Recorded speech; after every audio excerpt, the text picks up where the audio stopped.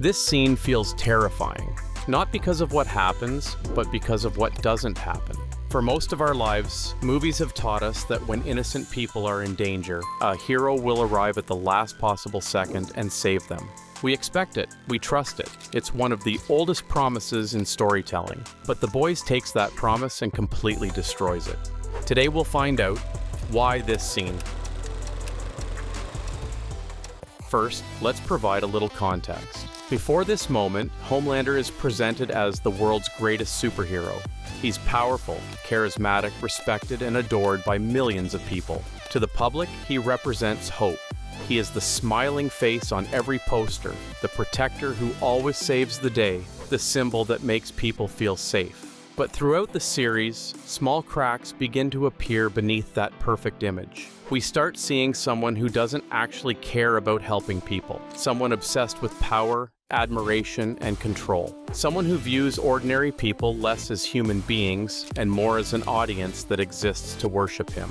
Still, even after seeing these danger signs, part of us continues to believe that when the moment truly matters, he will do the right thing. Because that's what superheroes do, and that's exactly why the airplane scene is so important.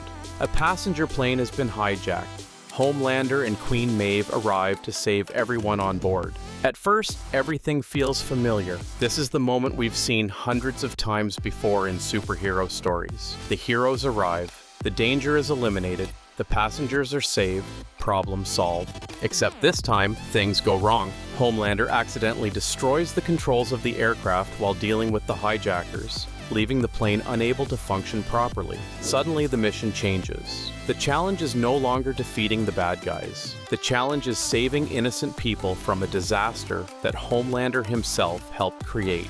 Before the hero takes the next step, hit like and subscribe to the channel. Thanks. What makes this scene so powerful is that there are still multiple opportunities for Homelander to do the right thing. He could try, he could risk himself, he could attempt something impossible, he could fail while trying, but instead he chooses something far more disturbing. He chooses not to care. The moment he realizes saving everyone would be difficult, his entire attitude changes. The passengers stop being people. They become a problem, a complication, an inconvenience standing between him and his public image. You might ask, why didn't he save at least a few people? Because in Homelander's mind, saving only some of them would still be a failure. If survivors made it out alive, they would tell the world that he couldn't save everyone. The image of the perfect hero would be shattered. But if there are no witnesses, there is no failure, no questions, no damage to his reputation. For Homelander, protecting his image is more important than protecting people's lives. And that's the moment the audience finally understands who Homelander really is. Not when he uses violence, not when he threatens someone, not when he loses his temper, but when he is given a choice between protecting innocent lives and protecting himself. Because true character is revealed when sacrifice becomes necessary. Most superheroes are defined by what they're willing to give up for others. Homelander is defined by what he refuses to give up. As the plane continues its descent, panic spreads among the passengers. People cry, they beg for help. Parents try to protect their children. Everyone believes a miracle is standing right in front of them. Problem solved.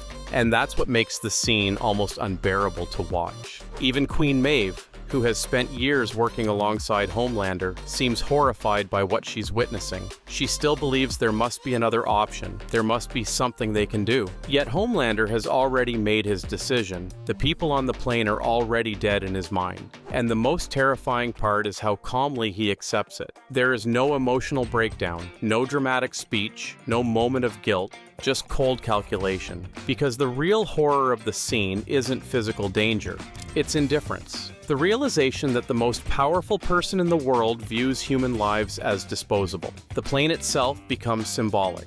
It's no longer just an aircraft. It's the illusion of the superhero fantasy crashing directly into reality. For decades, superhero stories asked us to imagine what would happen if gods walked among us. The boys asks a different question. What if those gods weren't heroes? What if unlimited power didn't create compassion?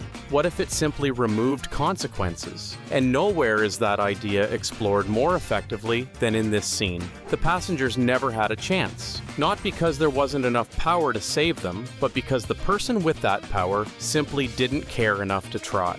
When the plane finally disappears from view, something fundamental changes in the series. The illusion is gone. The mask is gone. The audience can never look at Homelander the same way again. Every future action becomes more frightening because we now understand what exists beneath the smile. Not anger, not madness, but complete emotional detachment from the people he's supposed to protect.